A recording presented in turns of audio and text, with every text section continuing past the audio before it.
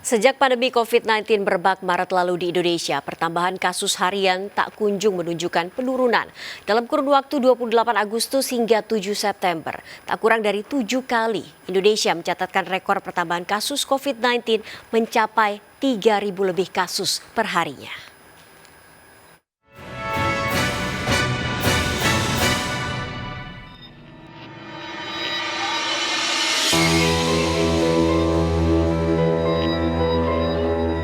Sejak COVID-19 menyebar luas di Indonesia, angkanya cenderung menaik bukan malah menurun. Begitu juga dengan angka kematian, bahkan di pertengahan September 2020, angkanya mencapai 8.130 kasus kematian. Hal ini tentu berimbas terhadap lahan yang semakin krisis untuk pemakaman jasad COVID-19. Lantas apa yang salah? Apakah masyarakat yang tidak taat protokol kesehatan? Lalu apa kata mereka menanggapi hal ini?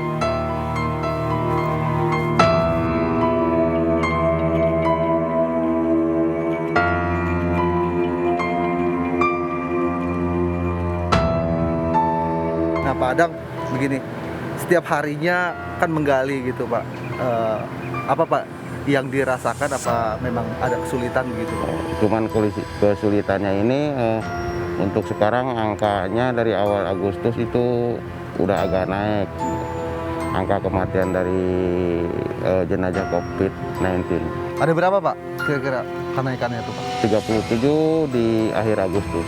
Ada beberapa informasi bahwa akan krisis lahan begitu, Pak. Kenapa, Pak? Penyebabnya apa kira-kira menurut Bapak? Kami di sini ya emang segini adanya, lahan tinggal segini. Mungkin di sana juga lagi ada pelebaran sedang berlangsung dari pihak dinas kehutanan ya.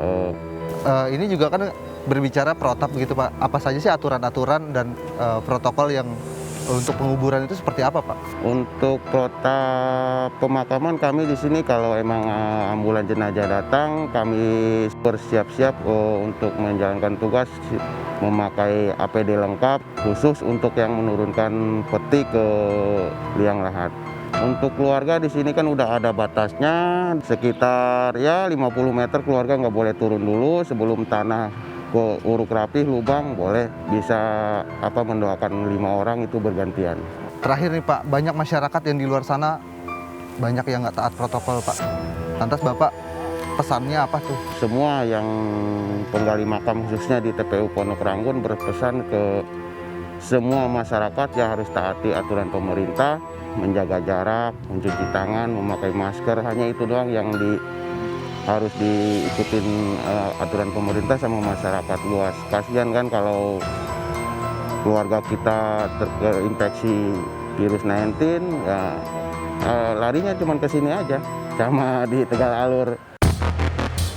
Sejak pandemi COVID-19 merebak Maret lalu di Indonesia, penambahan kasus harian tak kunjung menunjukkan penurunan. Dalam kurun waktu 28 Agustus hingga 7 September, tak kurang dari 7 kali Indonesia mencatat rekor penambahan kasus COVID-19 mencapai 3.000 lebih kasus per hari. Kasus kematian akibat COVID-19 di Indonesia mencapai angka tertinggi di bulan April, yaitu 7,8%. Angka ini menurun menjadi 4,1% di bulan September. Angka kematian per 7 September 2020 mencapai 8.130 orang. Meski demikian, kasus kematian akibat COVID-19 di Indonesia masih menyisakan PR lantaran lebih tinggi dibanding fatality rate global 3,6%.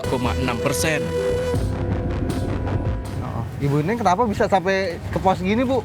Enggak, tadi pas habis minum, ada telepon. Saya ngangkat dulu telepon. Tapi pakai masker sebenarnya? Pakai. Cuman diturunin aja? Pas habis minum ada telepon saya gitu. Nah, Bu, kalau menurut Ibu, apa sih, Bu, yang masih membuat angka corona tinggi? Memang kedisiplinan sih kurang. Dan kalau mau keras, tegas ya tegasnya menyeluruh gitu. Hukuman seperti ini, sanksi sosial, terus denda, ada yang dipeti mati. Itu cukup nggak, Bu, menurut Ibu? Sebenarnya tidak sih ya, kalau untuk itu paling kalau enggak kayak kalau hukum mati sih enggak juga sih ya. Tapi setidaknya denda kayak gitu. Jadi kan orang mengingat tuh.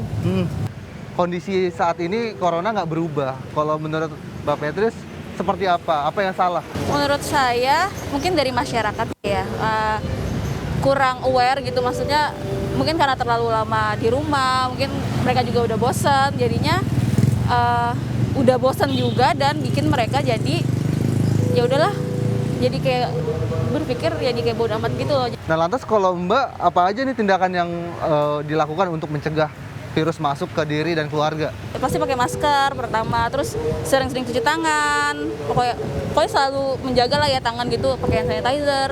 Yang terlintas di pikiran Mbak ketika melihat ada orang yang melanggar apa sih?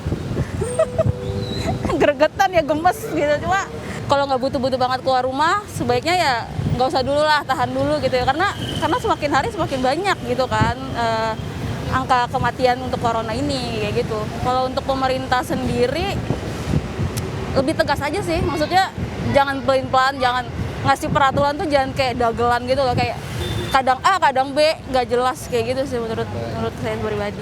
Gini Bang, angka corona makin tinggi, terus banyak faktanya nih kuburan yang di Pondok Rangon khusus untuk jasad COVID-19 makin lama setiap harinya datang 30 jenazah begitu. Nah kalau Abang sendiri ada kekhawatiran nggak sih soal itu Bang? Kalau kekhawatiran sendiri sih kayak ada Bang, cuman untuk nggak diperlihatkan aja sih Bang, karena bisa kalau ketika kita panik, menurut gue ya itu kayak orang-orang lain juga ikut panik, jadi panik massal Bang istilahnya. Kalau Abang ngelihat nih masyarakat yang masih tidak jaga protokol, nggak pakai masker lah atau nggak jaga jarak, yang terlintas di pikiran tuh apa Bang biasanya? Orang kok ignoran banget gitu loh, kayak nggak peduli banget sama sekitar gitu, kayak egois lah istilahnya yang terlintas di otak gue gitu. Karena kan udah banyak juga nih berita-beritanya udah booming juga nih COVID mana-mana gitu loh. Jadi menurut gue orangnya ya egois banget gitu, nggak mementingkan diri sendiri, nggak mementingkan orang lain juga gitu. Tapi menurut gue sih kurang sih kayak literasi untuk lebih ke dianya, ke diri sendiri tuh kurang untuk soal pandemi ini.